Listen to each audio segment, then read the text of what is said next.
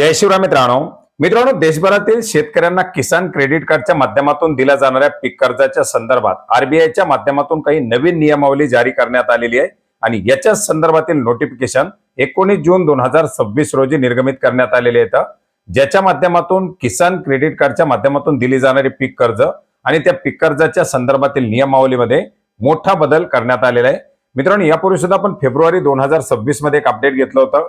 याच्या संदर्भात आरबीआयच्या माध्यमातून काही गाईडलाईन्स आणण्यात आलेल्या होत्या आणि याच ड्राफ्टला आता अखेर गाईडलाईन्स मध्ये कन्वर्ट करण्यात आलेलं आहे। मोठ्या प्रमाणात याच्या आलेल्या सूचना हरकतीचा विचार करून याच्यामध्ये काही महत्त्वाचे असे बदल करण्यात आलेले आहेत। याच्यामधील शेतकऱ्यांना दिलासा देणारा एक महत्त्वाचा असा बदल तो म्हणजे पिकाच्या हंगामाच्या संदर्भातील बँकेच्या माध्यमातून कर्ज दिली जातात आणि कर्ज दिल्यानंतर पिकाची कापणी झाल्याबरोबर ताबडतोब त्या पिका कर्जाच्या वसुलीचा कालावधी येतो। याच्यामुळे शेतकऱ्यांना पीक कर्ज वेळेवरती भरता येत नाही आणि याच पार्श्वभूमीवरती अल्पमुदतीच्या पीक कर्जाचा कालावधी हा 12 महिने करण्यात आलेला आहे। पीक लागवड, कापणी, तो माल बाजारात जाणं, विकणं आणि व्यापाऱ्याकडून पैसे येणं या सर्वांना लागणारा वेळ लक्षात घेता आता अल्पमुदतीच्या पीक कर्जासाठी 12 महिन्याचा कालावधी निश्चित करण्यात आलेला आहे। दीर्घ मुदतीची जी पीक कर्ज असतील याच्यासाठी 18 महिने एवढा कालावधी या ठिकाणी ठेवण्यात आलेला आहे। बँकांच्या मालमत्ता वर्गीकरण आणि उत्पन्न नोंद या नियमाशी सुसंगत राहण्यासाठी हा कालावधी या ठिकाणी आता निश्चित करण्यात आलेला आहे, त्याच्यामध्ये बदल करण्यात आलेला आहे आणि एक मोठा दिलासा याच्यामुळे शेतकऱ्यांना कर्ज परतफेड करत असताना मिळणार आहे। मित्रांनो, याचप्रमाणे केसीसी कार्डच्या मुदतीत देखील वाढ करण्यात आलेली आहे।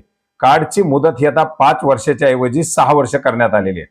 दीर्घ मुदतीच्या पीक कर्जांना अनुसरून कर्जाचा कालावधी वाढ करण्यात आल्यामुळे आता साहजिकच या केसीसीची मुदत ही 5 वर्षावरून 6 वर्ष करण्यात आलेली आहे। हा एक मोठा दिलासा या ठिकाणी मिळणार आहे।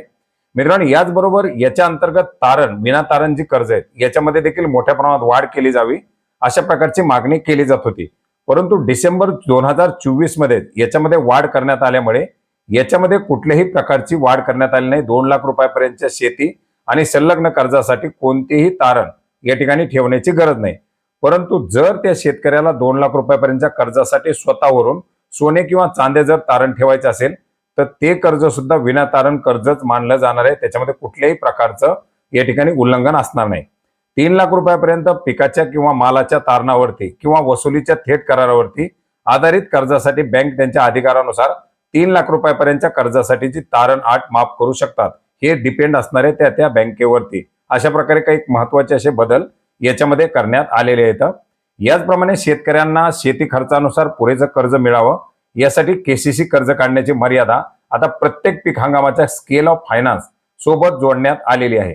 आता याच्यामध्ये आपण पाहिलेले की राज्यामध्ये हे दर एसएलबीसीच्या माध्यमातून ठरवले जातात। प्रत्येक जिल्ह्यामध्ये पिकानुसार वेगवेगळे दर ठरवले जातात आणि एकंदरीत अभ्यास करून राज्यस्तरीय समितीच्या माध्यमातून पीक कर्जाचे दर निश्चित केले जातात। तर ते एक महत्त्वाचे बदल याच्यामध्ये करण्यात आलेले आहेत।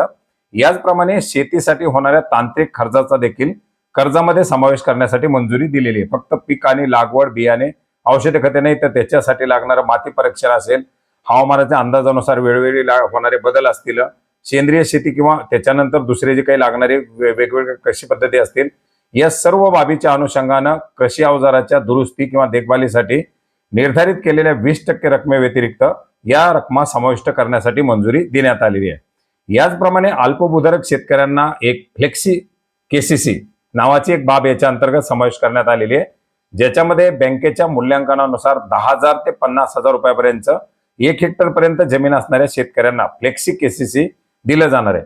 त्याच्यामध्ये लहान शेतकऱ्यांच्या कुठल्याही कागदपत्राच्या कटकटीशिवाय हे तातडीच्या गरजांसाठी फ्लेक्सी केसीसी म्हणून शेतकऱ्यांना देण्यासाठी मंजुरी देण्यात आलेली आहे। आणि अशा प्रकारच्या काही महत्त्वाच्या अशा बदलासह आता आरबीआयच्या माध्यमातून या नवीन गाईडलाईन्स लागू केलेल्या आहेत, ज्या 1 जानेवारी 2027 पासून शेतकऱ्यांसाठी लागू असणार आहेत। मित्रांनो, अतिशय महत्त्वाचा असा बदल मोठ्या प्रमाणात मागणी केली जात होती।